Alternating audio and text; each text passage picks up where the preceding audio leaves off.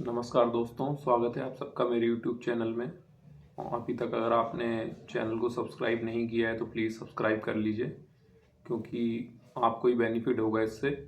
आगे जो यूपीएसआई की प्रिपरेशन हो रही है और जो भी मेरी हो रही है वो मैं अपडेट देता रहूँगा, तो आपको इम्पोर्टेंट अपडेट्स जो है मिलती रहेंगी मुझसे। अगर आपको अच्छा लगता है मेरा कंटेंट जो भी है तो चैनल आप सब्सक्राइब कर सकते हैं।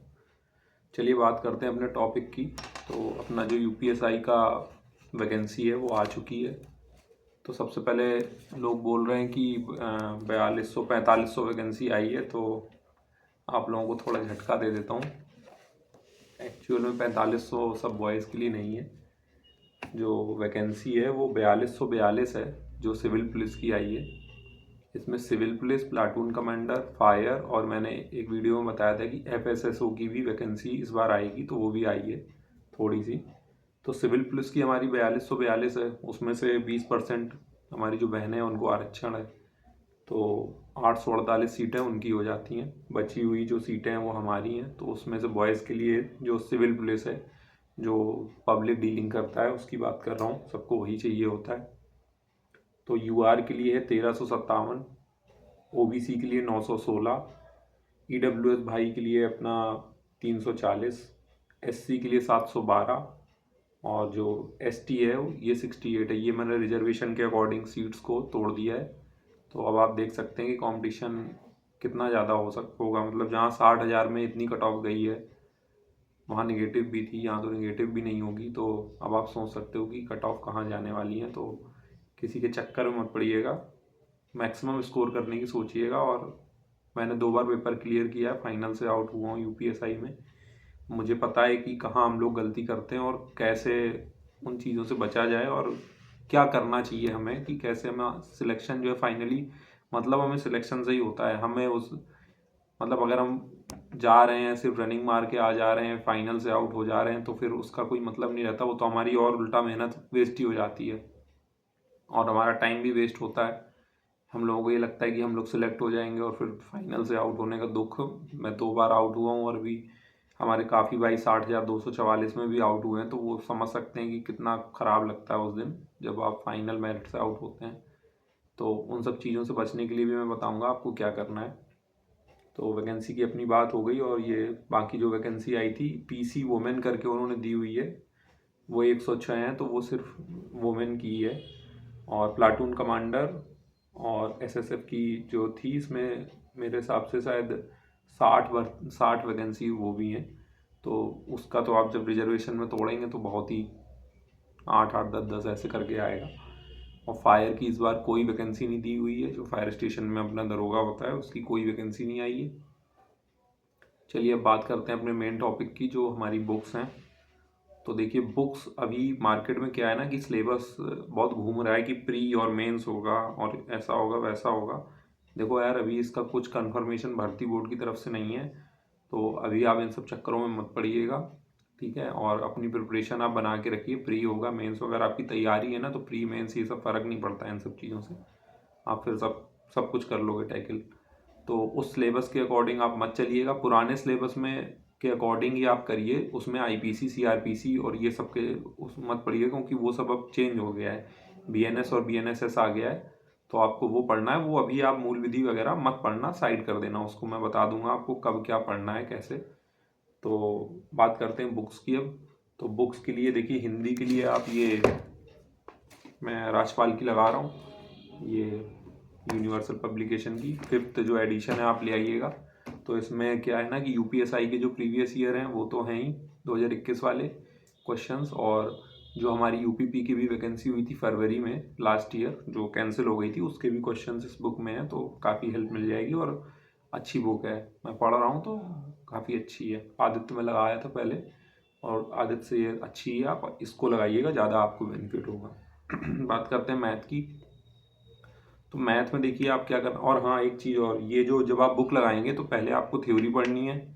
थ्योरी पढ़ने के बाद आप जो है क्वेश्चंस को करेंगे। क्वेश्चंस, जो क्वेश्चन आपसे एक बार में हो जाता है उसको आप, कोई दिक्कत नहीं है, छोड़ दीजिए। और जो आपसे नहीं होता आपको उसमें टिक मार लेना है, वो आपको बाद में रिवाइज करना है, क्योंकि एक बार पढ़ने से नहीं होगा। बाकी मैं अभी और बताऊंगा क्या क्या आपको करना है। बाकी मैथ में आप जो है पीयूष SD यादव ले लीजिए। मैथ्स में SD यादव की बुक आप लगाइए और जो क्वेश्चन उसमें आपसे नहीं होता है उसको भी आप टिक मार्क कर लीजिएगा। और पीयूष वार्ष्णेय सर की, अगर आपकी रीजनिंग वीक है तो आप पीयूष वार्ष्णेय सर की जो है रीजनिंग की बुक ले सकते हैं। नहीं तो अगर आपकी प्रिपरेशन ठीक ठाक है तो मेरे हिसाब से आपको मॉक टेस्ट में जो हो जाएगी आपकी तैयारी वो ज़्यादा अच्छे से हो जाएगी। रीजनिंग में आप अभी इतना टाइम उतना मत दीजिएगा मेरे हिसाब से। अगर आपको देना ही है ना तो नंबर सिस्टम हो गया, कोडिंग डिकोडिंग हो गई, ये कुछ ऐसे टॉपिक्स हैं जिनकी वजह से जिसमें लोग अटकते हैं तो आप वो लगा सकते हैं। उसका काफ़ी कंटेंट आपको नेट पे भी मिल जाएगा। और ये हो गया 3 सब्जेक्ट। चौथा हमारा जो है मूल विधि संविधान। तो मूल विधि को अभी आप मत टच करिए। संविधान मूल विधि आप करिएगा जब सिलेबस आ जाता है, उसके बाद डिसाइड करिएगा क्या करना है। संविधान आप जो है परीक्षावाणी या जो है अपना घटना चक्र ले लीजिए। और डीप में अगर आपको पढ़नी है तो लक्ष्मीकांत से आप पढ़ सकते हैं। अब बात करते हैं, बुक्स हमारी हो गई 2 बार। मेरा क्या हुआ फाइनल में, तो वो मेरी कुछ थोड़ी बहुत मिस्टेक्स थी। मुझे अब समझ में आता है कि जो अगर मैं नहीं करता तो पहले ही सिलेक्ट हो जाता। और वो मैं आपको बता दूंगा कि आपको क्या गलतियां नहीं करनी है और पेपर कैसे क्लियर करें। बात करते हैं तो पेपर देखिए, क्लियर करने का एक ही फंडा है कि अगर आपके कॉन्सेप्ट जब तक क्लियर नहीं होंगे, आप ये सोचो अगर कि मैं इतना टारगेट कर लूँगा, मैं इतना स्कोर कर लूँगा, तो वो आप पेपर तो क्लियर कर लोगे, फिर फाइनल में दिक्कत हो जाएगी। तो आप ऐसा मत सोचो कि मैं कुछ चीज़ छोड़ दूँ। आपको छोड़ना आप कुछ भी नहीं है। आज के टाइम में आपको सब कुछ करना पड़ेगा। जीके भी पूरी करनी पड़ेगी आपको। जीके भी अगर आप छोड़ के जाते हो, सोचते हो कि मैं 25 कर लूँ 26 कर लूँ, तो अगर आप 25-26 सोच के जाओगे ना तो वहाँ आपसे 20 ही होंगे और फिर वो 4-5 क्वेश्चन जो होंगे ना वो फाइनल मेरिट में आपके फ़र्क डाल देंगे। जब आप पूरी करके जाओगे तब आप 25-26 पे आओगे। तो जितना मैक्सिमम हो सकता है वो आपको स्कोर करना है। अब बात करते हैं जो सिलेबस है, तो सिलेबस अभी आप पुराना वाला ही मान के चलिए। अभी नए वाले सिलेबस का कुछ वो नहीं है कि क्या है क्या नहीं, क्योंकि उसमें प्री और मेंस का करके दिया हुआ है। तो वो अभी मत करिएगा। पुराने वाले के हिसाब से आप अभी अपनी प्रिपरेशन चालू कर दीजिए, क्योंकि अब वैकेंसी आएगी ज़रूर। अगर भर्ती बोर्ड ने ट्वीट कर दिया तो अब तो कंफर्मेशन हो गई है वैकेंसी की, तो वो ज़रूर आएगी। और अब मैं क्या करने वाला हूँ, तो मैं देखिए, मैंने ये चैनल आप लोगों की हेल्प करने के लिए बनाया था। तो मेरे पास ज़्यादा टाइम तो अभी नहीं है, क्योंकि मैं खुद UPSI की प्रिपरेशन कर रहा हूँ। UPP में सिलेक्ट हो गया हूँ तो मेरे को ट्रेनिंग में भी जाना है। तो जो मेरे भाई UPP में अभी सिलेक्ट हो गए हैं, वो भी भाई आप UPSI की तैयारी कर रहे हैं, अगर मतलब करनी चाहिए मेरे हिसाब से, अगर आप कर रहे हैं तो आप ज़रूर मेरे को फॉलो कर लीजिएगा। क्योंकि हम लोगों का क्या रहेगा ना कि हम लोग ट्रेनिंग पे जाने से पहले हमारा टारगेट रहेगा कि हमें मैथ्स पूरी अपनी निपटानी है। रीजनिंग जो भाइयों का UPP में हुआ है तो ठीक ठाक ही होगी, मैं मान के चलता हूँ, इतनी वीक रीजनिंग नहीं होगी। हमें मैथ्स निपटानी है, हमें अपनी हिंदी पूरी करनी है। ये अगर हम पूरी कर लेंगे ना तो हम ट्रेनिंग पे जाके वहाँ पे हमें सिर्फ ऐसा रखिए कि हमें सिर्फ रिवीजन करना पड़े। समझ रहे हैं ना। तो बहुत ज़्यादा बर्डन अगर आप ट्रेनिंग पे लेके जाएंगे, अगर स्टडीज़ का अभी आप फ्री हैं, अभी आप कर सकते हैं, वहाँ पे टाइम नहीं मिलेगा बिल्कुल भी। हार्डली 1 घंटा मिल जाए वो बड़ी चीज़ है, उसमें रिवीजन ही अच्छे से कर पाएँ वो भी मुश्किल है हम लोगों के लिए। तो आप लोग ज़रूर मेरे को फॉलो करिए, सपोर्ट करिए। और अब बात करते हैं मेरा जो ये टारगेट रहेगा तो कैसा रहेगा। तो देखिए, जो बुक्स मैंने आपको बता दी हैं, तो आप मैथ्स के लिए SD यादव ला सकते हैं। अगर आपको मेरा टारगेट फॉलो करना है, मैं मंडे से चालू करूँगा। रोज़ मैं वीडियो डाल दूंगा कि आज का टारगेट क्या है। आप उसको देख करके अपना टारगेट जो है मैं शाम को ही बता दिया करूँगा आपको। जैसे मंडे का टारगेट ना मैं संडे शाम को ही बता दूंगा आपको। तो आप अपने उस हिसाब से आप जो है उसको कर सकते हैं। मैथ्स का हम ये मान के चलेंगे कि 2 दिन में या 3 दिन में, मैक्सिमम 3 दिन, हफ्ते भर में हमें 2 टॉपिक निपटा लेने हैं। मतलब ये है कि 8 से 10 टॉपिक जो मैथ्स के मेन हैं वो हमारे हो जाने चाहिए ट्रेनिंग पे जाने से पहले। हिंदी में हम कोशिश करेंगे कि हिंदी में हमारे जो 2 दिन में 1 टॉपिक कवर हो जाए, ताकि हिंदी हम, क्योंकि हिंदी थोड़ी इजी भी होती है, कर सकते हैं 2 टॉपिक, या मतलब 2 दिन में 1 टॉपिक तो आप कर ही सकते हैं। एक दिन टॉपिक को पढ़िए, एक दिन उसके जो क्वेश्चंस लगाइए, तो वो हो जाएगी।